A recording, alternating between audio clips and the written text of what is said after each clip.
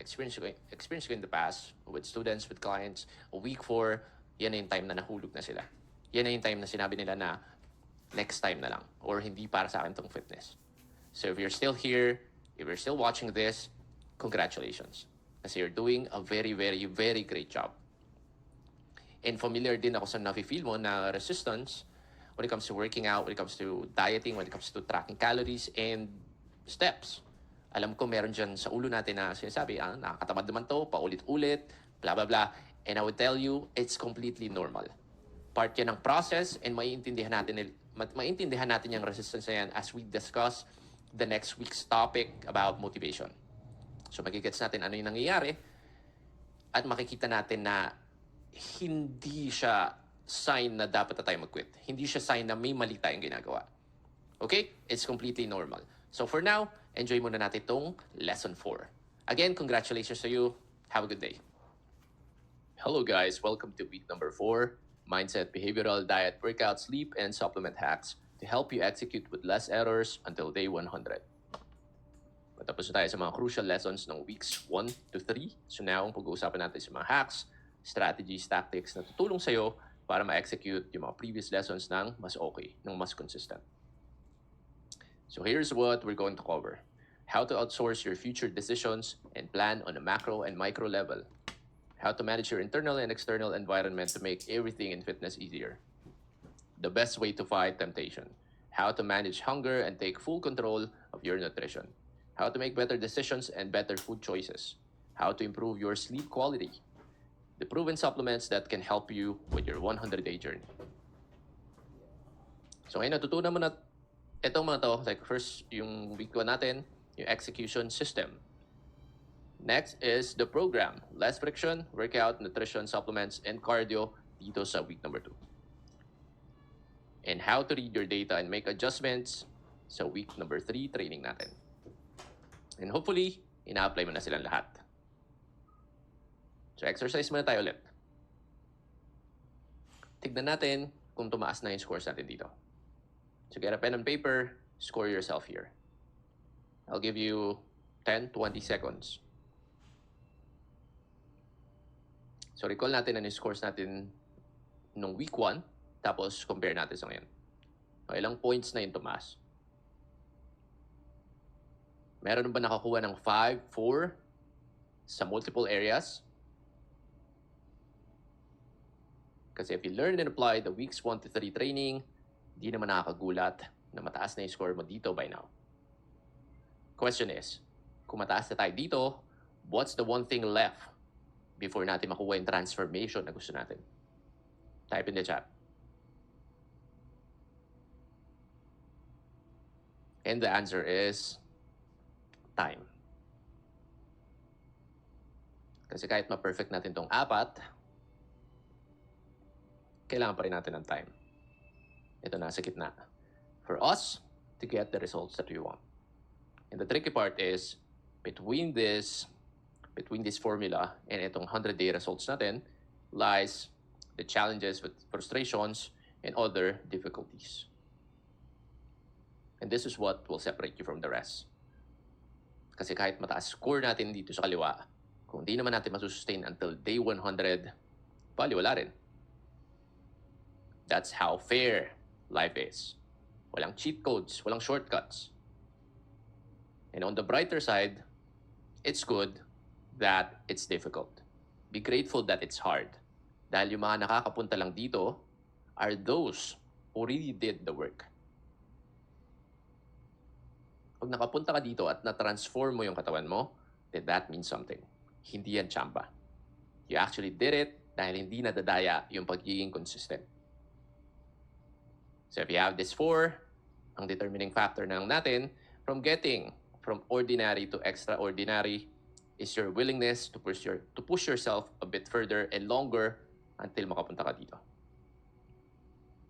So are you ready to be extraordinary? Type in the chat nga. Type extraordinary if you're not going to settle for average anymore.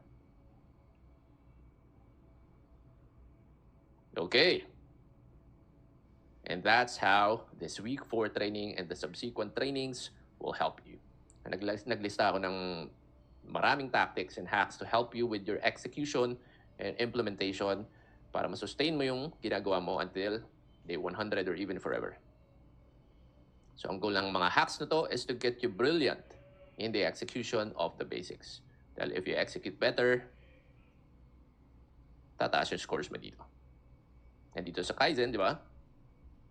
Yung transformation natin nakasalalay sa scores natin. Right?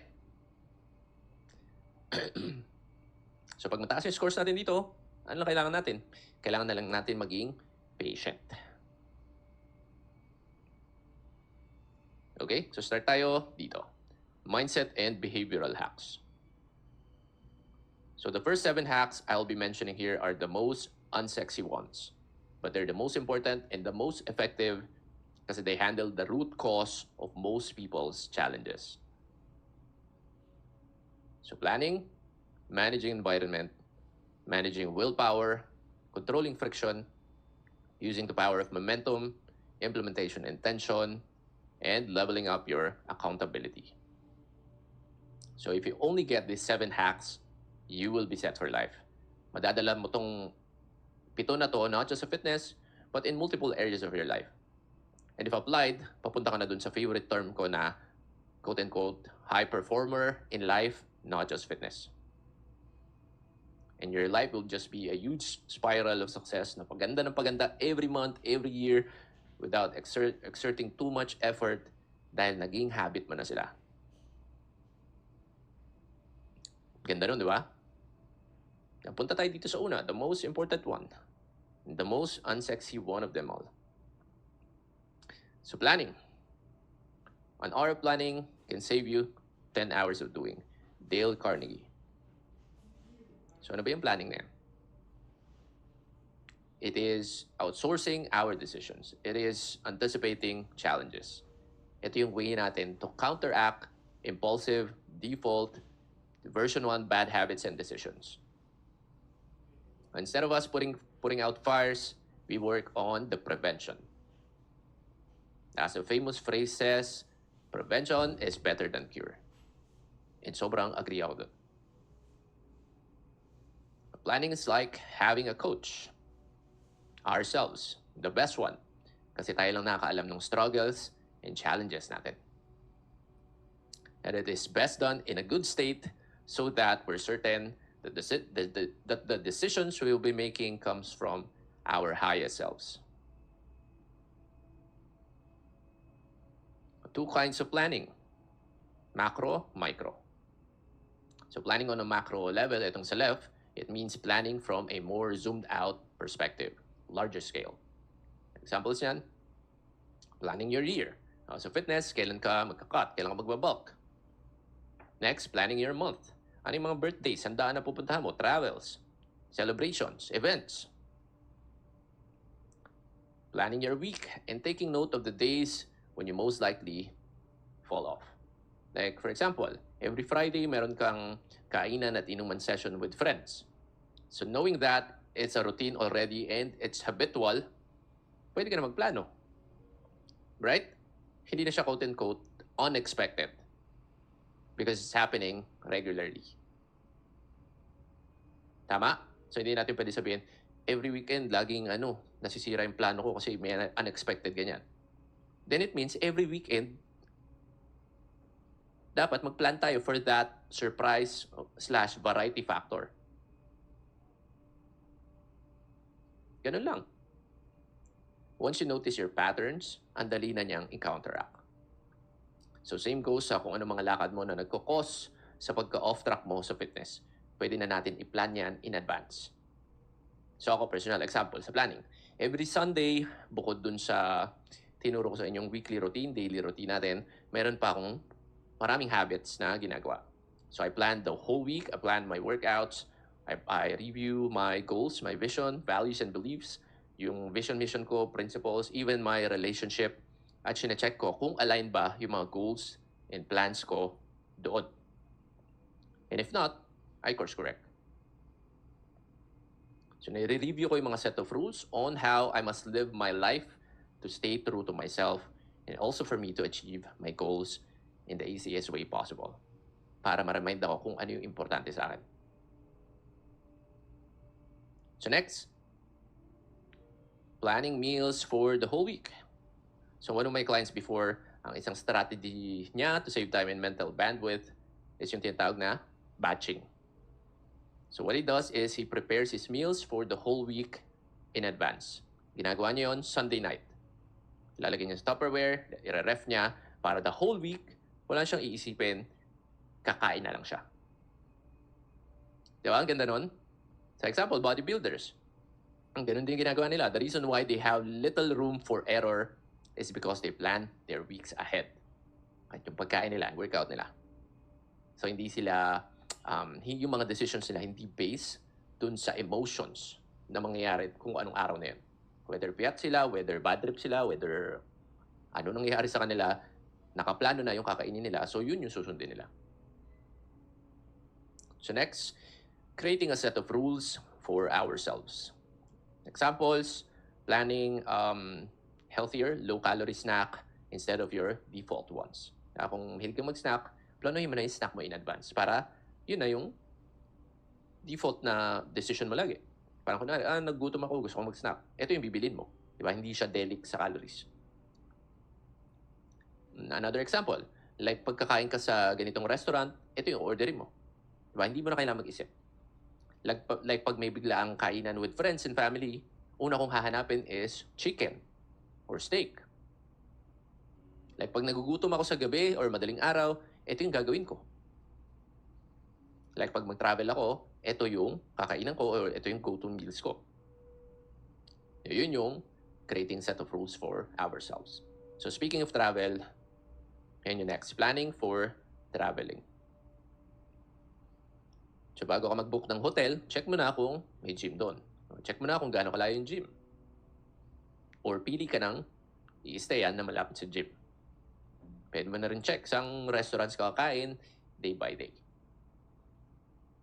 Or kung ayaw mo naman masira yung surprise factor ng travel, you can plan for some strategies na pwede mong implement like intermittent fasting, eat before you get hungry, drink whey, etc. na di-discuss din natin later. So itong cheat sheet na to, yung CHOS daily routine. So ayan yung default schedule ko. And ito, yung default schedule ko na to sa ay pertaining pag andito ako sa bahay. So ako marami akong versions nito for different scenarios in my life. So example, one time, meron akong season sa buhay ko, I was dating someone na puro alis kami, puro overnight. Pero sobrang focus ko pa rin sa fitness ko noon, tsaka sa routines ko. So what I did was create another daily routine for that scenario. Na nakalagay lang siya sa phone ko. So pag alis kami at magkikita, yun yung routine na ifa-follow ko. Gets yun? So pag nasa bahay lang ako, ito yun. Itong nasa screen. Pag nasa labas ako, yung isa yung susundin ko. And the value of this is it frees up a lot of mental RAM sa akin. Kung dumating ako sa point na hindi ko alam gagawin, which waste a lot of time, kukunin ko lang yung phone ko, titignan ko yung routine ko for that scenario, problem solve. So my suggestion, gawa rin kayo ng ideal week nyo for different scenarios. Especially when you're regularly going out or mahilig ka mag-travel. Ako ang dami ko nito, parang 4. When GF is here, when not, when overnight, when makikitulog. Yan, marami ako dyan. So, punta tayo sa next. Planning on a micro level. Example yan. Planning meals the night before. So, ito yung nasa tracker natin. Did you plan for tomorrow? Pwede mo plan yung workout time, walking time, kakainin mo, etc. In this planning, it's a preventative measure for stress eating or yung default eating natin. Kasi pag wala kang plano, hindi mo pa alam yung kakainin mo bukas, tapos kinabukasan dumating, sobrang stress mo, ano susundin mo? Diba? Magsusunod tayo, babalik tayo dun sa default decision making natin. Especially pag sobrang gutom. Ay, grabe yun. Next, planning on a micro level. checking the menu online in advance. Kung may kain na ng mamaya o bukas sa restaurant, pwede mo na isipin agad yung o-orderin mo. Pwede mo na i-search sa internet. Then check sa MyFitnessPal. Example sa akin, one time, kumain ako sa Chili's. Bago ako pumunta doon, alam ko na yung o-orderin ko at nakalog na sila sa MyFitnessPal. Sumobra ako ng 147, pero okay lang yun. Madali lang buhay yun. Diba? Supposed to, wala akong plano. Mag-order lang ako based sa kung gaano kalakas yung gutom ko. Sobrang disaster nun. The value of planning is when life happens and when we get stressed, may iwasan natin mag-take over yung version 1 natin sa food choices. Kung wala tayong plan, ang default action natin is pipiliin natin yung mga comfort foods. He who fails to plan is planning to fail. Winston Churchill. And another quote that I like, na di ko alam kung saan galing, sinerge ko, wala naman akong makita, i-claim ko na lang siya. The best way to solve a problem is by not having it in the first place. And that's what planning gives us. Instead of us putting out the fires, we prevent the fire from happening. And of course, may mga times na even if you planned on preventing the fire, magkakaroon pa rin ng sunog. And that also can be solved by having another plan. So plan for preventing the fire and plan for putting out the fire. So when you plan for both, wala kang magiging problem. Do you agree? So bottom line, never neglect this planning section sa online trackers. Plan your days and weeks meticulously. Anticipate challenges na pwede mo ma-encounter and have a plan for it. Or plans. Plan A, Plan B. On to our next one. So tapos tayo sa planning, dito tayo, managing environment. So ano yung managing environment na yan? It's managing our triggers. Like yung diniscuss natin sa week number 1, awareness. We have to increase our awareness sa mga good behaviors and decrease sa bad behaviors. So example ng pag-decrease ng awareness sa mga triggers natin sa bad behaviors is yung pag-spend ng less time with people who can sabotage our diet, our fitness goals. Right? Not until we get our habits handled. So another example, refrigerator. Kung trigger mo for bad behaviors when you're opening the fridge, then ang dapat mong umpisahan is yung binibili mo sa supermarket. The discipline starts pag nasa grocery ka. Pag nasa ref mo na, it's already too late. As the picture says, out of sight, out of mind. Ano naman yung triggers for good behaviors? Yan, gawin lang natin yung opposite ng ref example kanina for bad behaviors. If you want to eat more healthy foods, low-calorie choices, high protein, then yan yung ilagay mo sa ref mo. So you can see it often. Or ganyan. Minimalist. Para hindi lang puro itlog ni Mister or BF yung reminder mo. So another example is instead of spending more time with people that trigger your bad eating habits, mag-double down ka dito. Sa mga taong merong same goals as you. Dito tayo sa Kaizen Group. Dito tayo mag-party-party. So another example is creating a good environment internally. You do this by doing the daily routine. Doing them in sequence triggers the next good habits. Man is largely a creature of habit, and many of his activities are more or less automatic reflexes from the stimuli of his environment. G. Stanley Hall. So ganyan ka-importante si environment. Yung willpower natin, yung discipline natin, they can only do so much. Pero ang bigger factor that influences our behavior is yung environment talaga. So action steps sa pag-manage ng environment, First one, change your grocery buying habits. Bukod sa gaganda katawan mo, papayat ka, kakamuscle ka, liliit pa yung expenses mo. Kung mababawasan mo yung mga junk foods na yan. Next, clean or arrange your ref. Alisin natin yung mga kasalanan. Out of sight, out of mind. So next one, find your Fitspiration or body peg. Then gawin mong wallpaper. Makatulong yan since hawak mo naman yung phone mo lagi. Hindi naman kailangan si Coach Joe ilagay mo, pero pwede rin. So naalala ko si Arthur, the one who lost yun, 70 pounds, nabanggit niya to sa MF Days. Ito yung isang tip niya. Sabi niya, naglagay siya ng wallpaper ng Fitspiration niya. Ayun, it worked for him. And another tip, and I do this for my goals in different areas of life, like money, material goals, bank account goals. So, ayun, naghahanap ako ng mga pictures, tapos pinapa-photoshop ko. Pinapa-edit ko yung, kunwari, bank account, papa-edit ko yung figures doon. Kunwari, PayPal ko, yung papa-edit ko yung figures doon. Tapos yun, sa fitness, lalagay ko rin yung mga Fitspiration ko.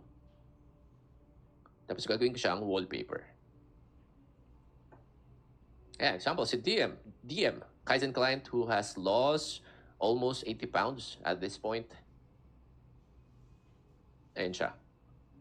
And I believe na time na lang talaga ang kulang before ma-achieve ni DM yung nilagay niya sa wallpaper.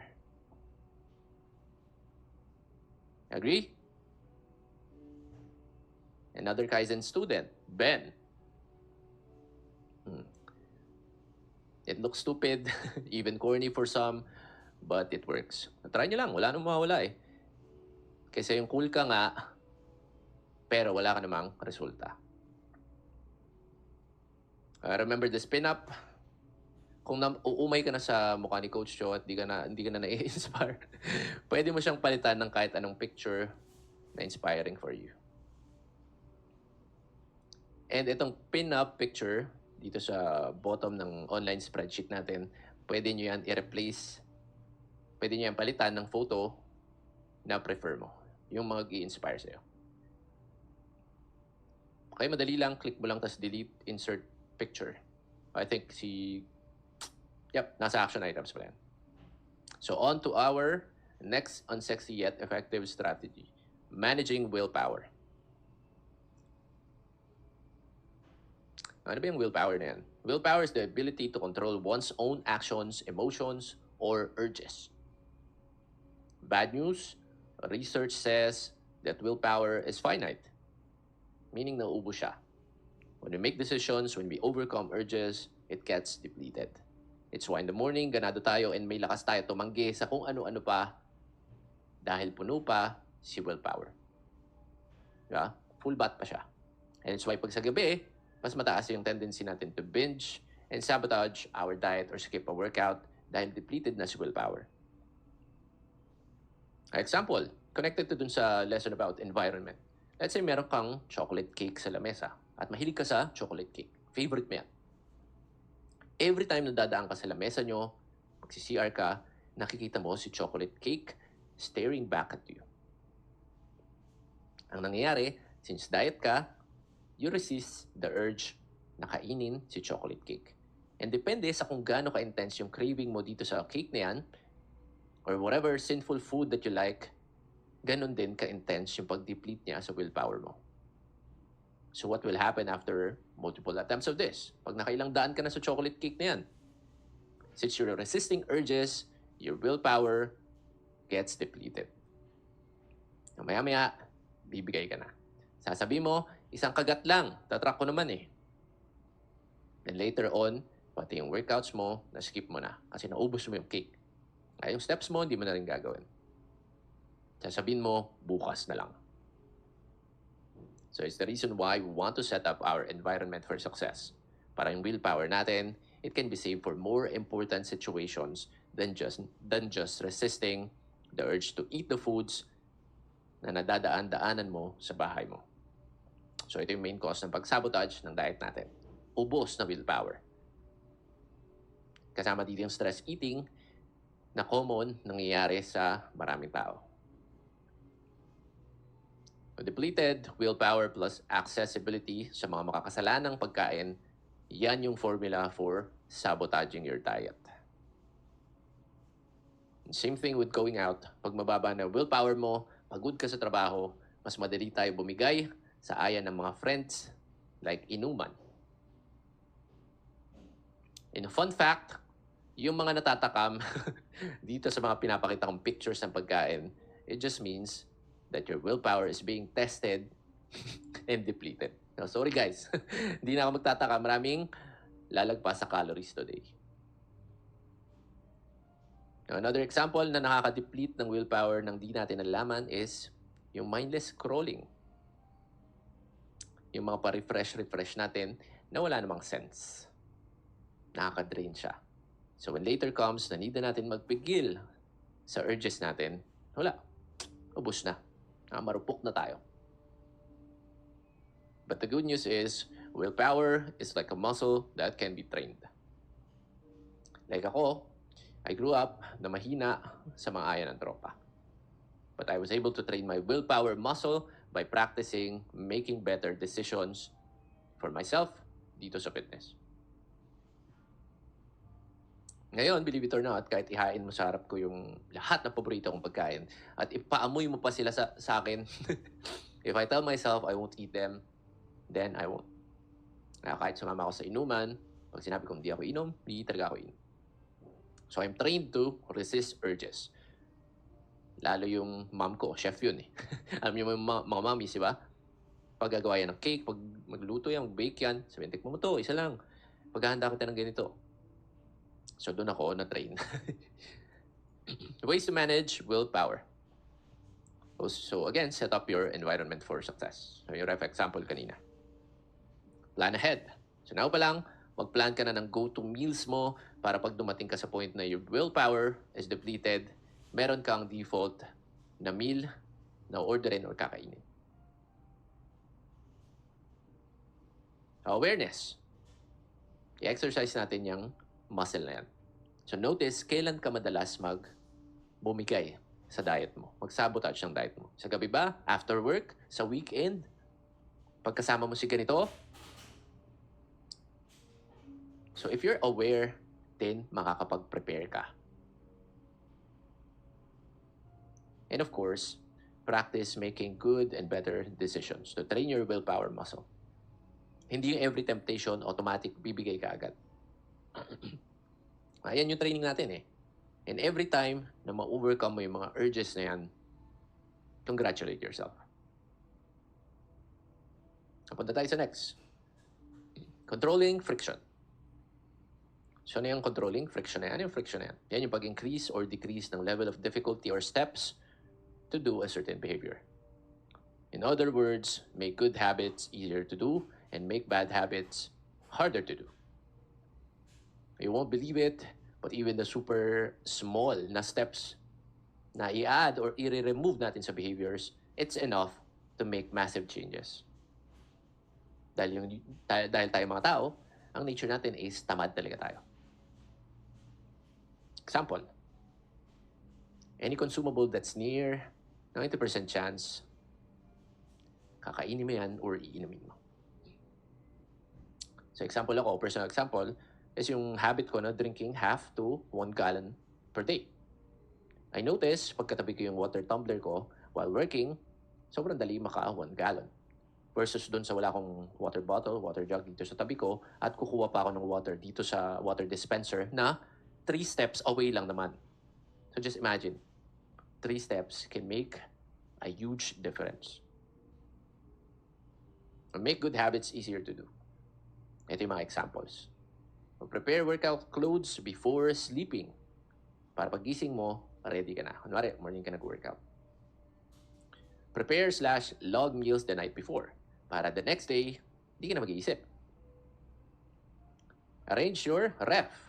Tago natin yung mga high-calorie foods and make low-calorie choices easier to see and easier to get. So invest in a treadmill or home gym. Kung ang reason mo lagi is tinatamad ka lumabas, pagod ka na. And like I mentioned, have a water bottle beside you to up your water intake habit.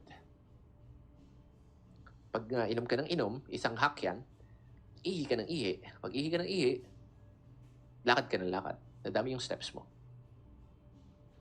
For example, outside fitness, lagay mo, kung gusto mong ma-build yung habit ng pagbabasa ng book, and then lagay mo yung libro sa tabi ng bed mo.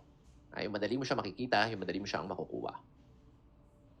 That way, mas madali mong ma-install yung reading habit. Make bad habits harder to do. So, taasan lang natin yung friction. Examples. Burahin natin si GrabFood or Food Panda kung yan yung weakness mo. So, kung gutom ka, especially sa gabi, para lang makakain ka, need mo lumabas ng bahay at wala kang chance umorder. So, imagine that friction. Nasasabi mo, ayoko na kumain kasi nakakatamad. The next, arrange your ref. Again, nasa ref talaga yung problema eh. Let's say, hindi option sa'yo na huwag bumili ng mga makakasalanang pagkain kasi may kids ka, may wife ka, may family ka. So, for you to increase the friction, pwede mong ayusin si ref para nasa likod yung mga sinful na pagkain. And it would take you additional steps to grab them. So, even extra one step, enough na yon to minimize our bad behaviors. Put junk foods in harder to reach places or best, huwag na tayo bumili.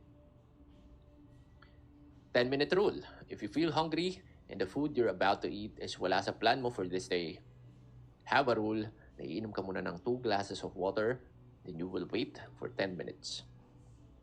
If andyan pa rin si cravings, then allow yourself to eat more. Now, example ko outside fitness. To increase friction sa bad habits is I put my phone where I can't see it, especially during work hours.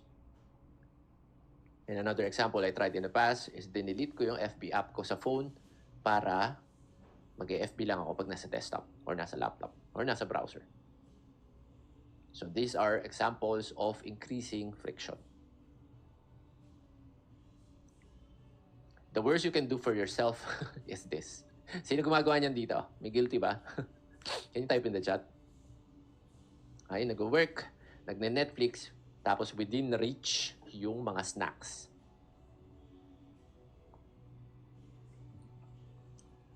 Huwag natin gawin yan. Another one. Stop doing this. O kung may habit ka yan, palitan mo lang ng low-calorie or healthier choices yung papapakin mo. Maganda nga yan, carrots. Yung mga walang calories. So these are examples of controlling friction. Next tayo. Using the power of momentum. And as the title says, it's using the power of momentum to create success for us without too much effort. Ito rin yung domino effect na diniscuss natin sa week number 1. So best example niyan, doing the morning routine or yung mini habits natin. By doing them and checking them off the list, we stack up wins and trigger yan para gawin natin mga next good habits. Morning successes dictate the rest of the day. So example ito is yung magandang first meal. First meal dictates the meals for the rest of your day. Pag naumpisa mo yung first hours mo ng tamang meals, tamang habits, with good macros, even exercise, tendency to maintain that success for the whole day is high versus pag naumpisa mo ng bad habits, mas mahirap. It's why the morning routine is so important. One example I thought of was yung previous Kaizen client. He said that first half of his day, kukunin na niya yung protein by having a couple of scoops of whey, then a number of eggs. He will also do his workouts in the morning. This way, he's setting himself up for success by stacking up wins sa umpisa pa lang ng araw niya, then letting momentum do the rest. And to supercharge the momentum even more, start the night before, yung planning natin. You want to wake up already knowing what to do, kasi mag-iisip pa tayo, that drains our willpower.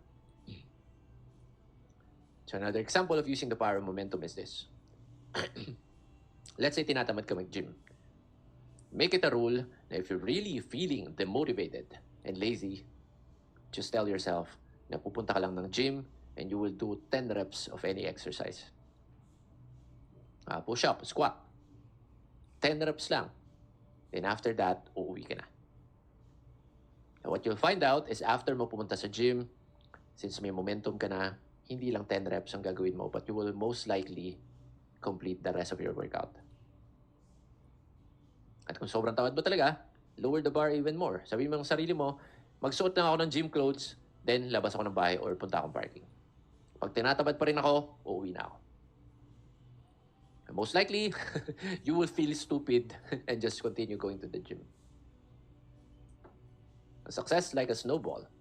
You have to get it moving, and the more you roll in the right direction, the greater it gets. The action step, plan the night before and give importance to your morning routine. Seryosohin natin to create a positive momentum throughout the day. Ang next hack, implementation intention. Ano ba yung implementation intention yan? A plan you make that answers the what, when, and where to act. Can be written and or say out loud. Most powerful is if you write it and say it. For example, what? Workout. When? MWF, 7 p.m. Where? Anytime Fitness. A sentence form niya, this week, I will do my workouts on Monday, Wednesday, and Friday at 7 p.m. at Anytime Fitness, Makati. Another example. This week, I will weigh myself daily upon waking up in the bathroom. So yan yung additional purpose ng habit na to. What 2 to 3 tasks will you do today that will bring you closer to your 2.0 character? Pag sinulat mo dyan specifically yung gagawin mo for today, you're already setting an intention. And the value of this, itong simple behavior na to, it can be seen in this study. This is a graph from James Clear's website, si Atomic Habits guy. So sabi dito, may study about exercise. Ito yung 3 groups. Yung group number 1, ito yung mga tao na inasked to track the number of their workouts per week. So yun lang. Sabi sa kanila, track nyo lang yung number of workouts per week. Group number 2, they were asked to track the number of workouts per week, and at the same time, binigyan sila ng materials for motivation. Tinuro sa kanila yung benefits ng pag-exercise. So yun, dalawa sa kanila. And yung number 3, they were asked to track the number of workouts per week. Binigyan sila ng materials that teach the benefits of exercising, and nag-add sila ng little adjustment. Pinagsulat sila ng intention, answering the what, when, and where question. And yung result nila, ayan, 91%. Group number 3 has the most follow-through. Sila yung mas naging consistent sa pag-exercise. Just by adding the simple implementation intention. So simply writing down a plan that says exactly what, when, and where, yung likelihood ng success natin, it shoots up very, very high. So hindi naman need strict si what, when, where. Like for example, sa diet, pwede yung ganito. This week, I will consume 1,600 calories daily by planning my meals every night before I go to bed. So dito wala tayong where. Pero pinalitan natin yung where ng how. Ito yun, by planning my meals every night before I go to bed. So the key to making it very powerful is to be as specific as possible. Gets ba to, guys? Kuha ba yung implementation intentions? And just FYI, ito mga tinuturo ko dito, I use all of them. Implementation intentions, planning. Ito nga, sa salamin ko pa ginagawa eh. Every morning, I always talk to myself. I say out loud my intentions for the day. You can call that weird, but that's probably the reason why I execute better than most people.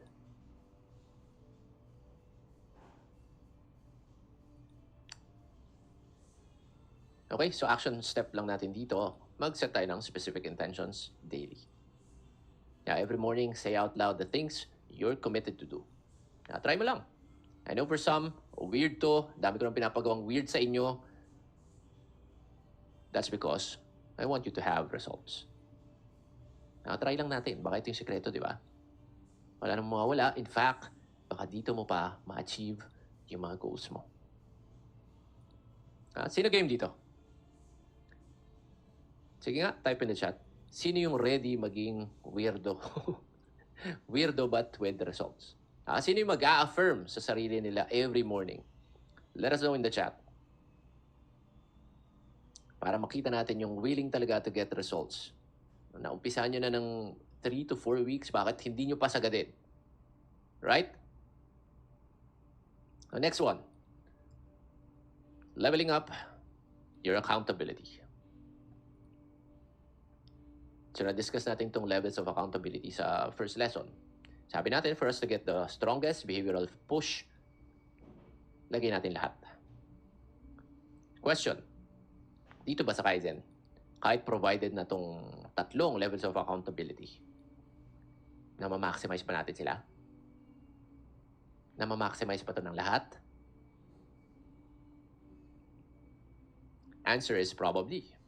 Yes for some, no for others. Isa-isayin natin kung bakit hindi sila na ma-maximize. Dito tayo sa mentees. So para magkaroon ka ng mentees, coaches, accountability, mga tinuturuan mo, para magkaroon ka niyan, ang una mong dapat gawin is you have to be doing well for yourself first. Kasi wala maglo-look up at mag-o-observe sa'yo kung hindi ka worth observing. Gets yun? Para magkaroon ka ng mentees, ng coaches, kailangan mo ng galingan for yourself. The best example ito is yung ginagawa ng Kaizen student na si Joey. Girl Joey. Ginawa ni Joey, gumawa siya ng public group. Tapos doon niya nilalagay yung mga updates niya regarding her Kaizen journey. By doing that, nagkakaroon siya ng ganitong type of accountability. Because people are now looking forward for her updates. Hindi man siya super expert pa, but she steps ahead of others kasi most of the people inside the group she created, wala naman alam sa Kaizen, wala naman alam sa fitness. So in a way, na-checkan niya tong accountability na to. At kung nag-update siya publicly and know that people are looking forward sa updates niya, gagalingin niya, di ba? Mas mahirap magpabaya. But again, the first step to having this type of accountability is galingan muna natin for ourselves. Kaya when people ask me, naalala ko nag-Q&A ako last time, ang tanong doon, what do you think is the best leadership principle? So I answered, walk the talk. Leading by example. Walking the talk is a very big one because the way you live your life and the results you're getting from it, it shouts the loudest. Kahit hindi ka na magsalita, people will naturally just come to you for advice. Kasi yung results mo na, yung sumisigaw sa kanila.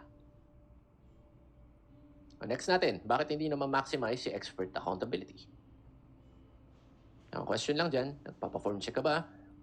Ma-attend ka ba ng coaching calls? Nagtatanong ka ba pag may questions ka or challenges ka? Nanghihingi ka ba ng tulong? Do you honor and respect the commitment you have with us coaches? Or dead ka lang even if you get called out for scoring low sa leaderboard natin? If that's the case, then hindi mo na-checkan tong expert accountability and you won't benefit from its power.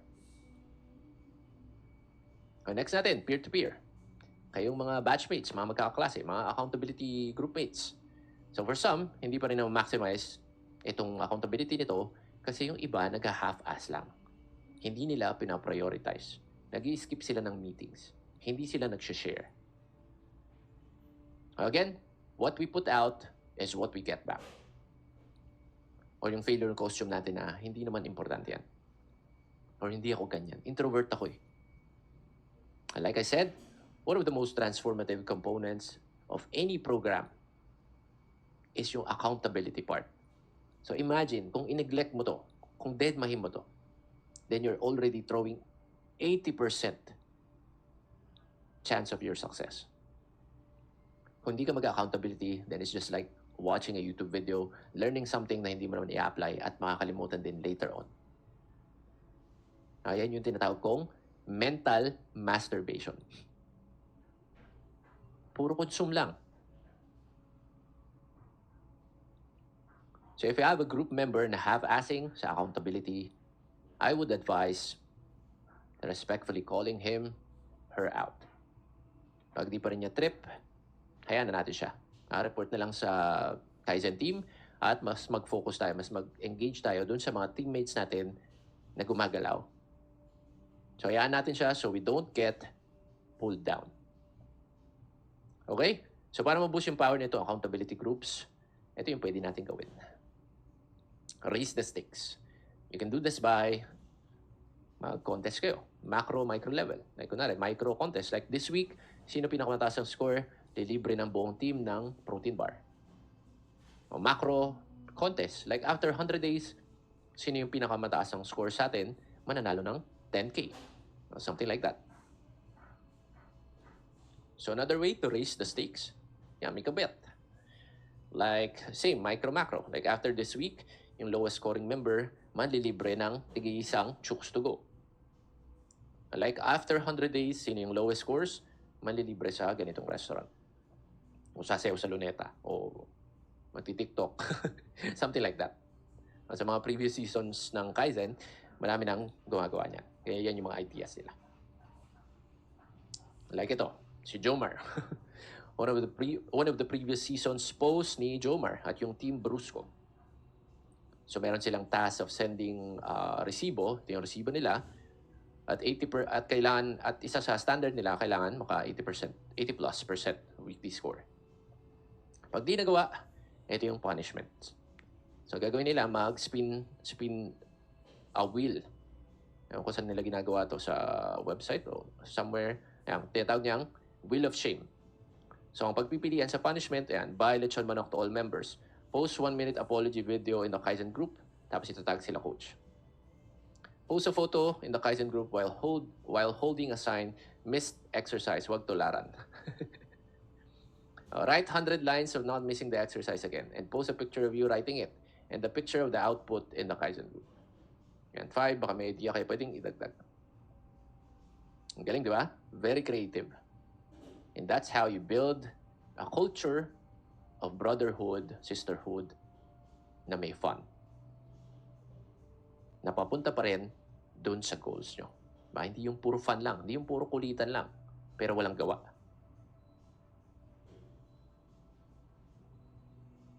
Another one, sa previous season, si Romar. Pag hindi na-hit ang protein, magsusulat sa yellow paper back-to-back ng I will hit at least minimum of protein requirement. Ayan. Ang ganda ng punishment na to because he gets punished, yet at the same time, nare-reinforce yung commitment niya sa pag-hit ng protein. Kasi ulit-ulit niya sinusulat. Natatanim sa subconscious niya. So kung meron kayong mga ganyang consequences, and all of you respect it, mas mataas yung chance na mag-follow through kayo. So team leaders and members, isip na kayo ng ganito nyo. Make it fun for the next 11 weeks. So another way to level up your accountability groups is bukod dun sa contest or making a bet, is mag-create kayo ng additional tasks like mag-require isa't isa na mag-send ng yung mga resibo, mga pictures ng MyFitnessPal, gym proof na nag-gym ka, ayan yung steps nyo. Like sa meeting nyo, sabihin nyo, starting Monday, send na tayo lagi ng pictures natin pag nasa gym, ng calories natin, ng steps natin. Or every night, send natin dito yung MyFitnessPal screenshots natin. This way, mas makaka-create kayo ng good pressure to make each other more accountable. We already mentioned this last lesson in action items. So if hindi nyo pa nagagawa, we suggest you include this. This is very powerful. So these are the 7 unsexy yet most effective mindset and behavioral hacks na makakatulong sa atin sa implementation, at execution sa fitness journey natin.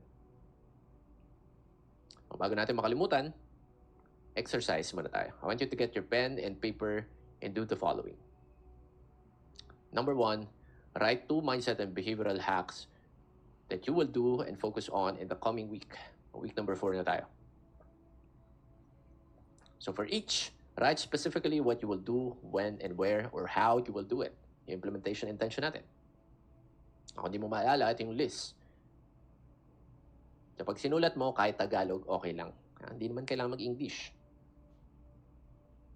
And of course, lahat kayo adults na dito. Hindi ko kayo utusan parang bata na gawin nyo to. What I'm teaching you here is gold. And it's up to you kung gusto mo ma-reinforce yung learning or hindi. But I'm telling you, useless tong mga matututunan mo kung hindi mo sila i-apply. The value of knowledge is in the application of it, not in the acquiring. So if you want to increase your chances of applying these strategies, then do this activity. Okay, so once you're done, stand up and move a little muna. Now, take a sip of water. Let the brain process the things you've learned. So, ano muna tayo? Mini break. Now, 1 minute.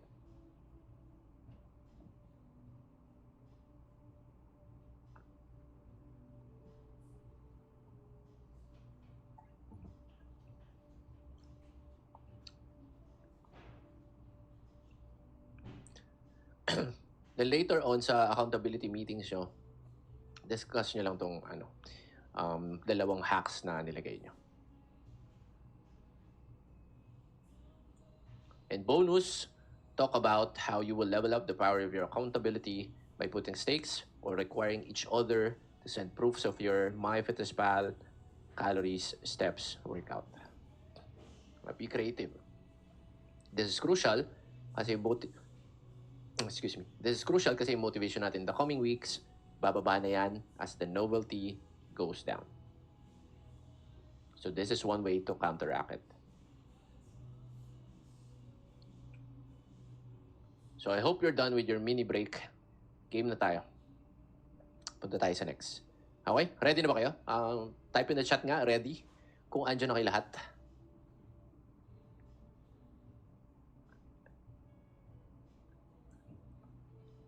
Okay? Let's move to the next. Diet hacks and strategies.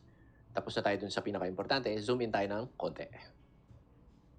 So some of the hacks here are easily done and most of them are sexy. So you're going to like them.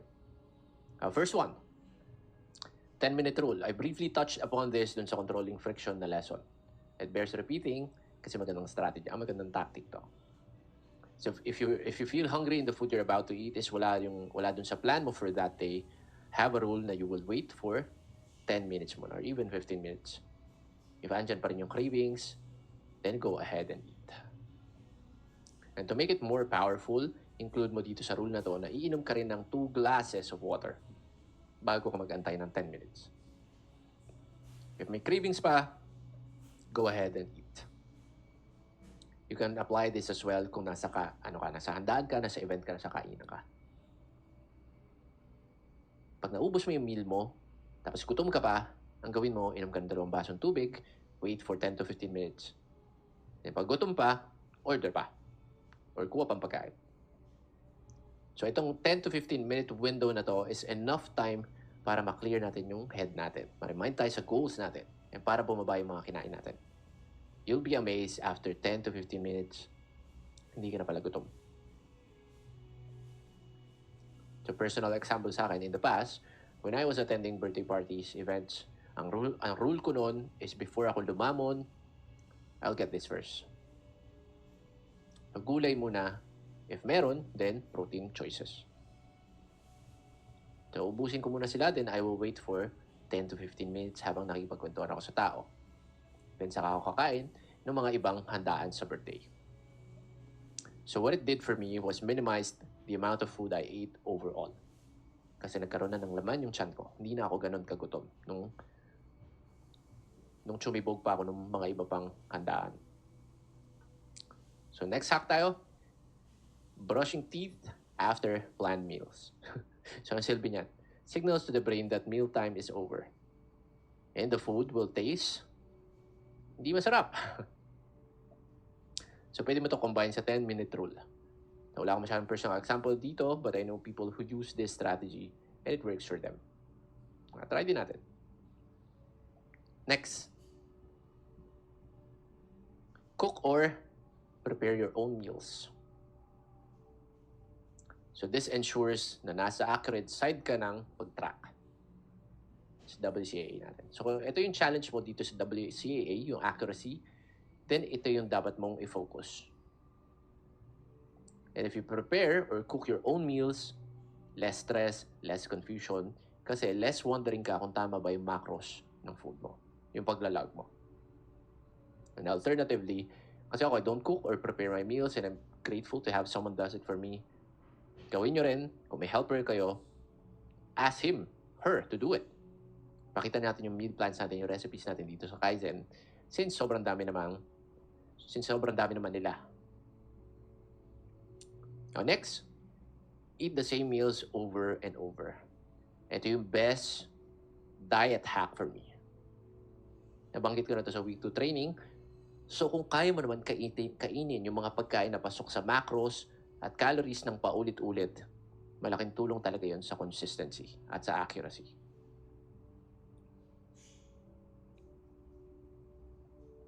Matyatsikan yan ng mas madali. Or kung hindi mo kaya, gawin natin, eat the same breakfast or lunch lang. Then kuha tayo ng variety dun sa dinner natin. Pag nahanap mo na yung mga pagkain na pasok sa macros at calories, it's okay to eat them over and over again. That lessens the frictions and lessens the willpower depletion na hindi ka na mag-iisip ng mag-iisip. Coach, hindi ko kaya kumain ng paulit-ulit. Talaga? Saan galing yan? So these are the questions I want you to ask yourself kung ito yung sinasabi mo. What's more important for you? Kahit ngayon lang, yung the first 100 days lang, yung Kaizen journey mo lang, ano mas importante sa'yo? Your results or your enjoyment? You can have both, yes. Pwede ka mag-enjoy at pwede ka rin magka-results. But you have to put more focus on one only. If result ang mas importante sa'yo, then be willing to sacrifice a little enjoyment. Ganun talaga eh. Pero kung enjoyment ang mas importante sa'yo, then expect to get less results. But just know na it's you who made that choice. The next question.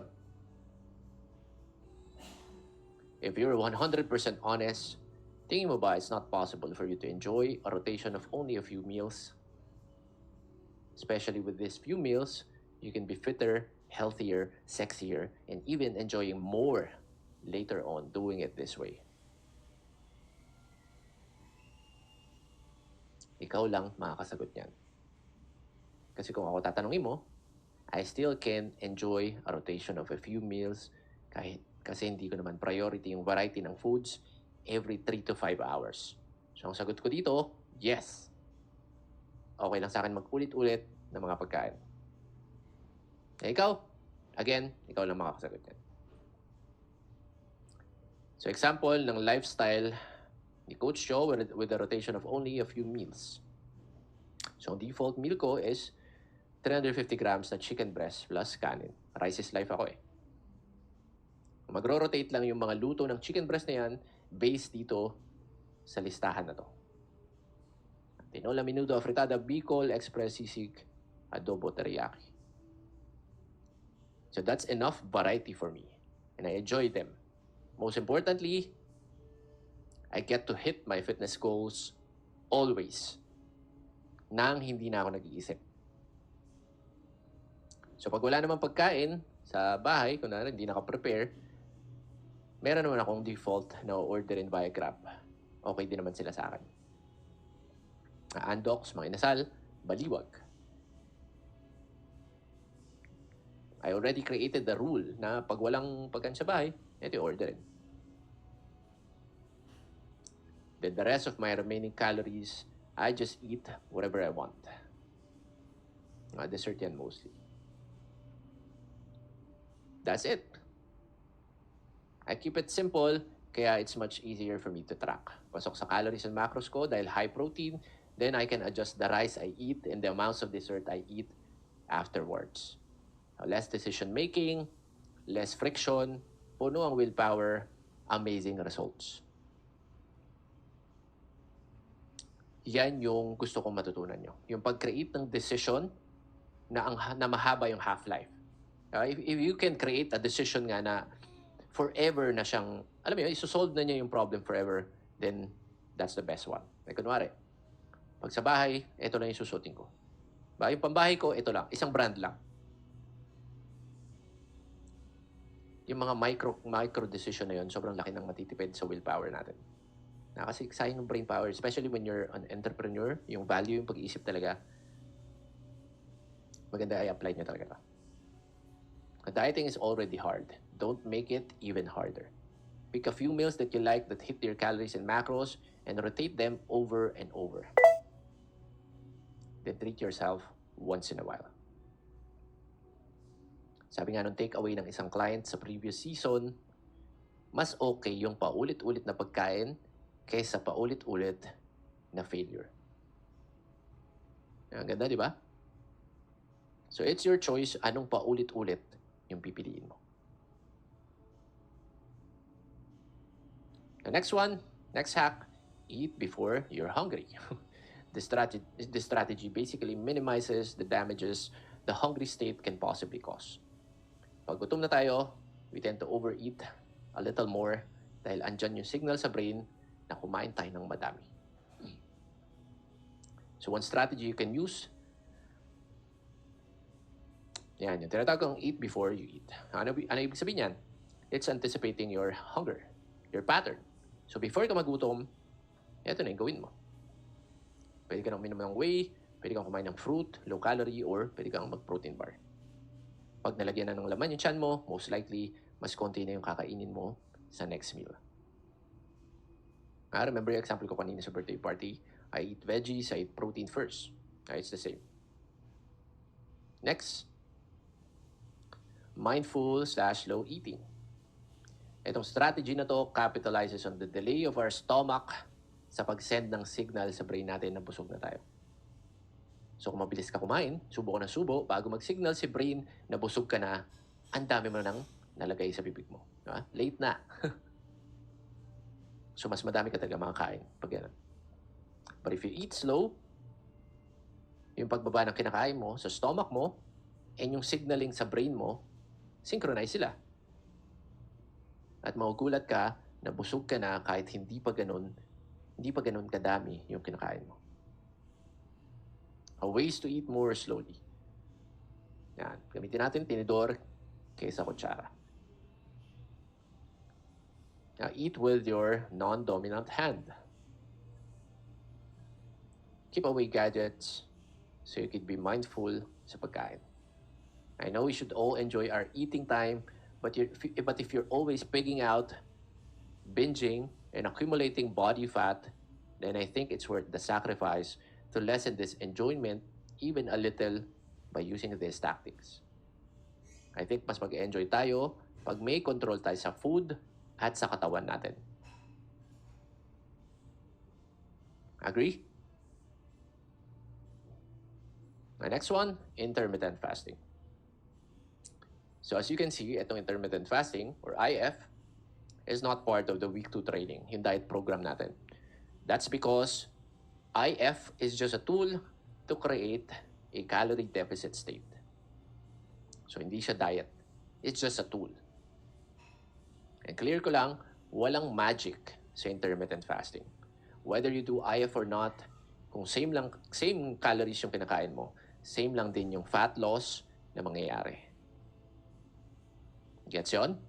So the insulin shit, the growth hormone craze, at kung ano na pang hormonal shifts ang nangyayari when doing intermittent fasting, they're so little na wala silang extra boost sa fat loss at sa muscle growth. Okay, gets yun? Next slide natin, papakita ko sa inyo yung isang post ng isang well-respected experts dito sa industry. Si Layne Norton. Ayan yung credentials niya, so kung medyo duda ka sa akin, sa kanya ka maniwala. You don't have to read everything. Ito lang sa baba. Summary lang yan. This guy, he's a doctor, PhD, bodybuilder, powerlifter, and he knows his stuff. Nga hindi siya yung doctor na iba yung doctor kasi na nag-gym talaga, inaaral yung fitness versus sa doctor lang. Maraming doctors na kilala ko na very outdated na information. Like, kunwari, masama daw yung protein. Masama daw sa kidney. So, si Lane, yeah, he knows his shit. So, here are some of his posts. So, why do diets work? So, lahat yan, sabi lang, nag-work ang any type of diet because nire-reduce nila yung calorie intake natin. Like keto, aalisin niyo yung carb, kaya babawas yung calories natin. And paleo reduces your calories by causing you to focus on nutrient-rich, satiating foods. So diets work by reducing your calorie intake. None of this boosts metabolism or causes magic. Another post from him. Yan, may study sa intermittent fasting, yung mga nag-Ramadan, tinignan nila kung may positive effects sa metabolism. So, ayan yung result. The authors found that fasting did not increase energy expenditure and was related with fewer daily steps. Fasting only leads to weight loss during calorie restriction or calorie deficit. It does not produce weight loss when energy intake is overshot during the feeding period. Ibig sabihin daw dito, yung fasting, kahit sobrang strict mo pa dyan, 24 hours, 16 hours, kung lalamon ka rin sa feeding window mo, tas lalagpas ka sa calories, hindi siya mapoproduce ng weight loss. Okay? Gets yun? So, hindi magic si IF, saan siya useful? At the first one, managing schedule. Like if we only have a limited eating window, it can help us sa productivity natin and can save time din. Like si Coach Joe, kumakain ako 2 meals a day lang. 1 big meal and 1 protein bar or whey. So I somehow do IF kung oorasan ko, but it's not the main reason I do it. I eat twice a day for convenience. Kasi yun yung swak sa schedule ko. Kasi pag kumain ako sa umaga, I feel sluggish. At hirap ako mag-isip, hirap ako magtrabaho. So that's the first one, managing schedule. Next, para sa mga big ang appetite. Like there are people like me na hindi ubra sa amin yung small, frequent meals. Feeling ko kasi bitin na bitin ako sa pagkain pag konti.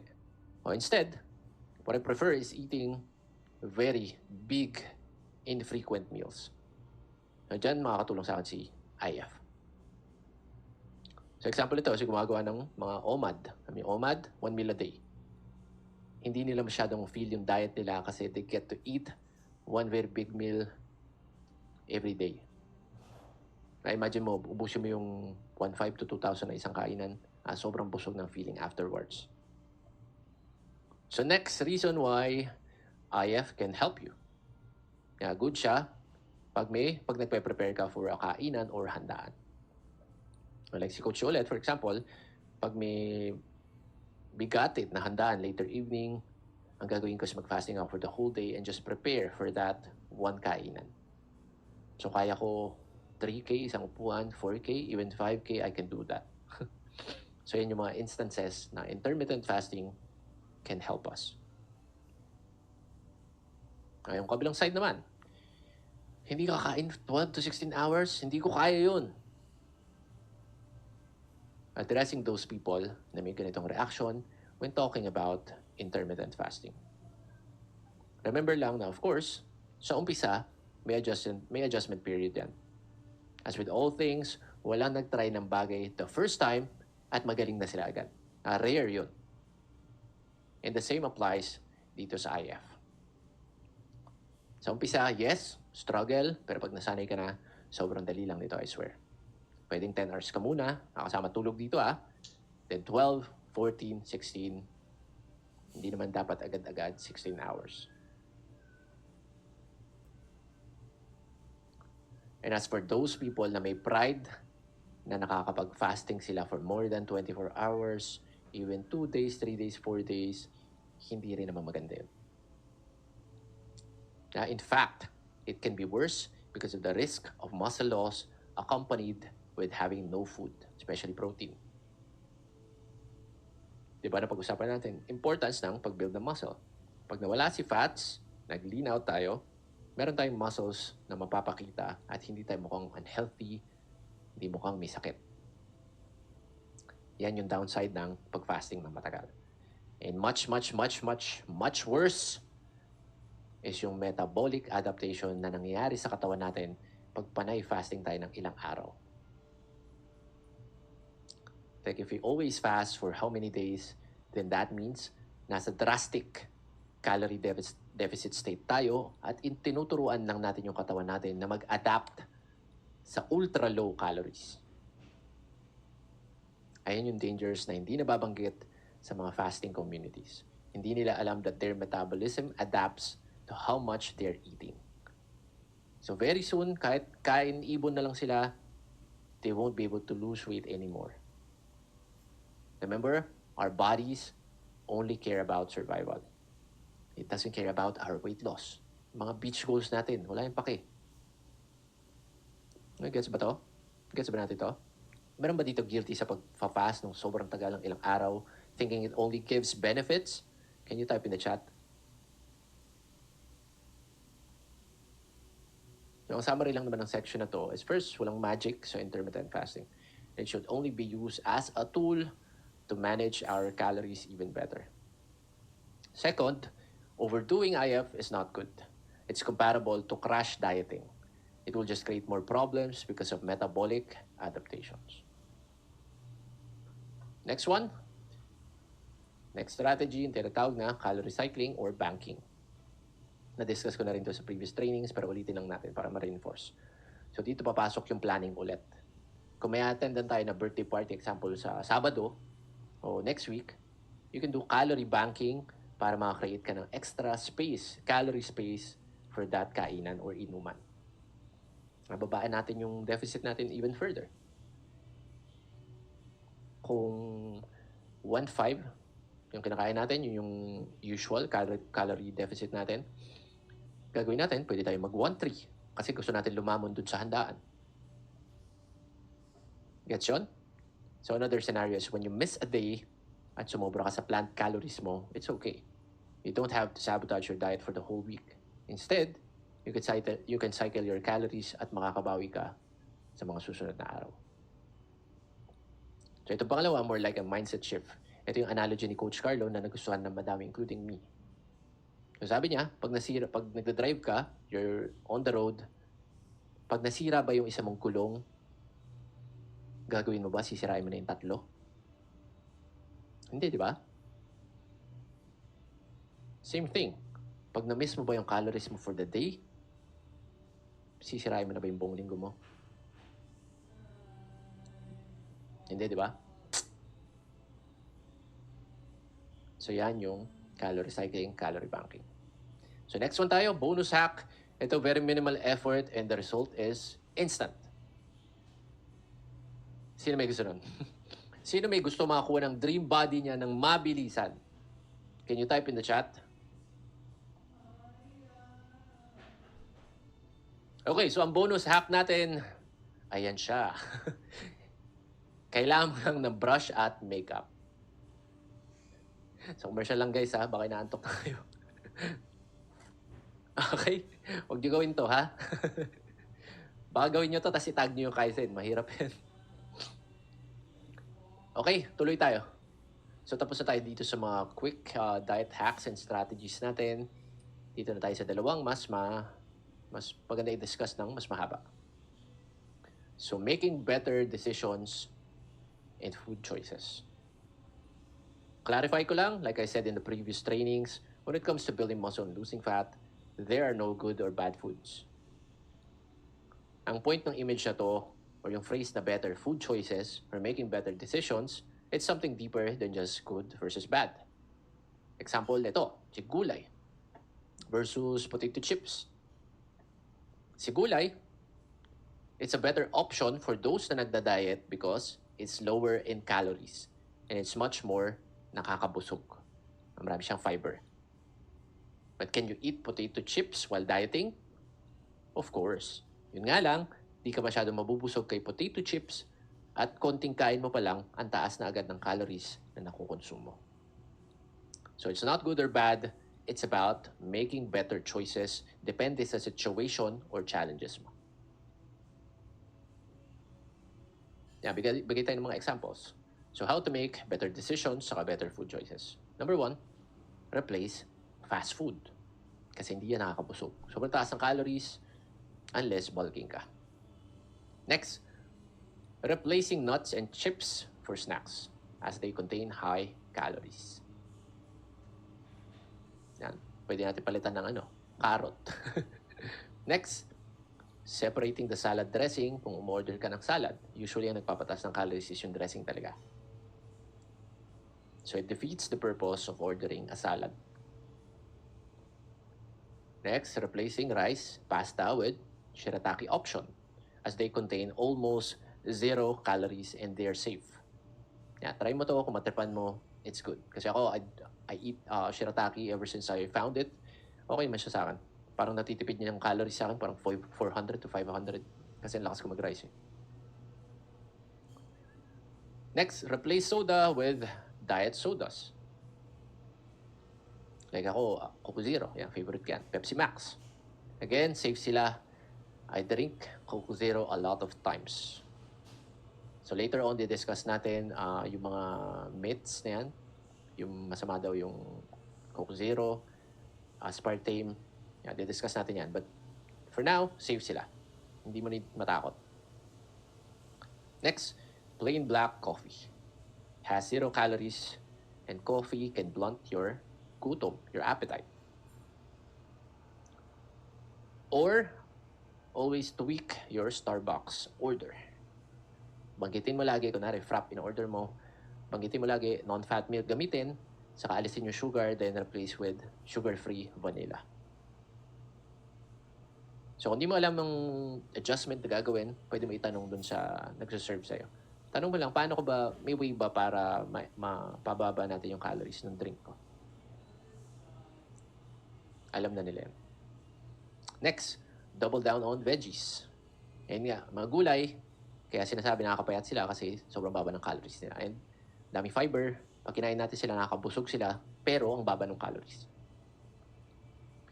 Drink more water. If you're drinking more water, mas manageable yung hunger mo, at iihi ka ng iihi, therefore, magkakaroon ka ng mas maraming steps.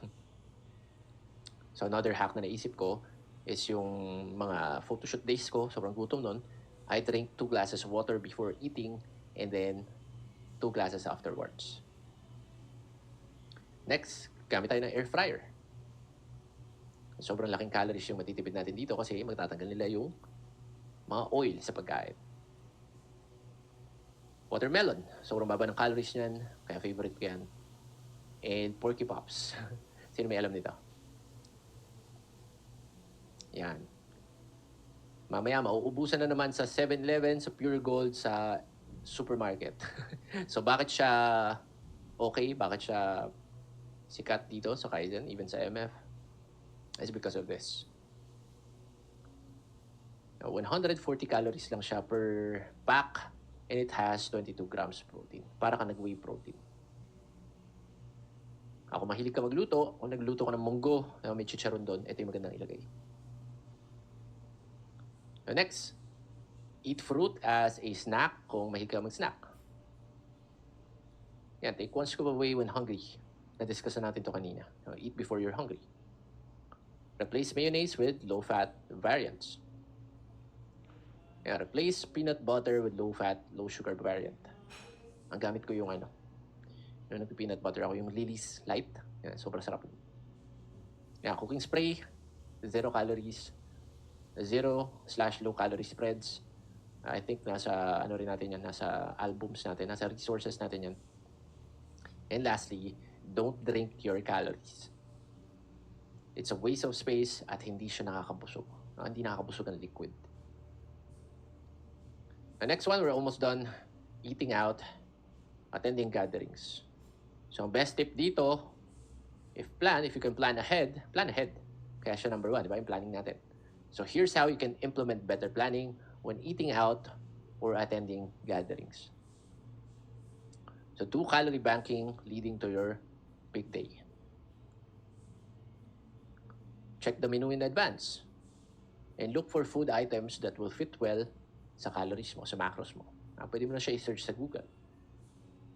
Opt for chicken sa menu. Preferably chicken breast, hindi mga fried chicken, hindi mga maraming breading. Pero kung wala niyan, steak or any lean meat. So next, if short notice or kung unplanned. So if you know you're eating out later, but you have no idea where, kung may family gathering, birthday party, someone's house, the best thing to do is to get most of your protein earlier that day. This way, the only thing you're left to worry about is your total calories for the day. Next, do IF. Huwag ka kumain buong araw, i-reserve mo para dun sa kainanin. Next, have a rule to eat protein first, then gulay, then whatever you want. And if you can, pwede ka magdala ng scoop or 2 of your protein powder and just bring it whenever you're eating out. This will save you the stress of choosing which protein foods to eat. Mag-order ka lang ng pagkain na gusto mo, then timpla ka ng 2 scoops ng whey. So for both planned and unplanned when eating out. So again, diet sodas or tubig lang. Never drink your calories. Huwag yung mga juice, iced tea, shake. Now, if you're in the restaurant already, always ask the waiter or server kung ano yung pwede mong gawin to lessen the calories of the food you're ordering. Like, pwede mong patanggal yung butter, yung oil, lalo dun sa yung mga sides, di ba? Yung mga corn and carrots, may mga butter yan eh. So ako lagi ako nagtatanong, like, naalala ko naman yung chilies. Merong steak doon, pero nilalagay kasi nila yung olive oil ata doon sa top ng meat. So yun lang, ganung mga adjustment na pwede mo, sabi mo, hiwalayin na lang yung ganito, or wag na lang lagyan ng oil, wag na lang lagyan ng butter. Next, apply 10-minute rule plus 2 glasses of water. Tapos yung meal mo at gutom ka pa, inom ka tubig, wait 10 minutes. Next, never ever forget to log. Kahit nasa labas ka, the habit is more important than the accuracy of your tracking. If you don't log, you break the good habit and you also missed the practice of tracking.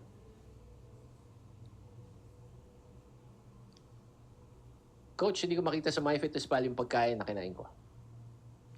So ito yung common na struggle ng mga kumakain sa labas. Walang way lang talaga dito, mag-estimate. Tansyahan lang. Ayun yung downside ng lagi kumakain sa labas. Less accurate at hindi natin matyatsikan yung first A sa WCA checklist, yung accuracy. Pero kung no choice tayo, we just have to make the most of it. So ang solution ko dyan, itong una. Look for a substitute or search for a similar item. Like for example, ang sinerve sa'yo sa event is burger. Tapos hindi mo alam anong burger yung ilalog mo sa MyFitnessPal. So what I would do is find a similar item dun sa app based sa knowledge ko at sa experience ko. Like kung yung burger na yon kasing size siya ng Burger McDo or ng Champ sa Jollibee, then yun yung entry na gagamitin ko. I-adjust ko depende dun sa size. I will use that and move on. Next tip, always overestimate. Lalo kung nagkakating ka. Let's say sinerge mo tapsilog. Tapos nakita mo 3 entries. Ang piliin mo doon is yung highest calories, yung reasonable na mataas yung calories. And lastly, move on. Huwag ka na ma-hang up sa accuracy ng tracking mo. Bawi ka na lang sa ibang araw. Next, paano mo naman i-handle yung mga tao na namimilit sa'yo kumain or uminom? Like, huwag ka na mag-diet. Ngayon lang naman eh. Dito, mahihina yung iba. So, ito yung tip na mabibigay ko sa inyo and it's super effective. Sabihin mo lang, no bro, no sis, I'm doing, paid for a coaching program and we're doing a 100-day challenge right now. Ayun lang.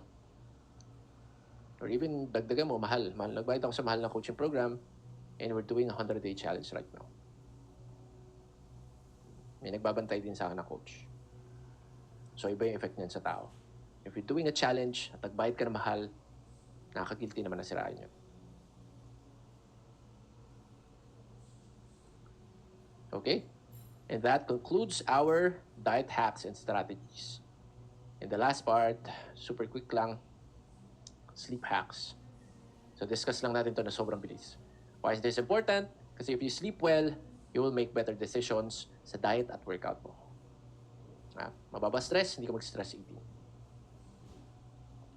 So the first one, have sleep hygiene. Ibig sabihin yan, sleep the same time every night, even during weekends. Next, getting sunlight in the morning, game changer to sa tulog. Sunlight regulates our circadian rhythm.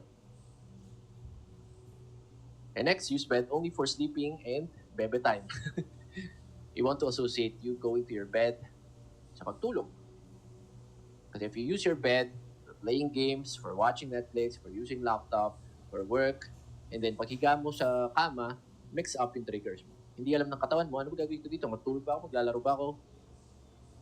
Kaya maraming hindi makatulog.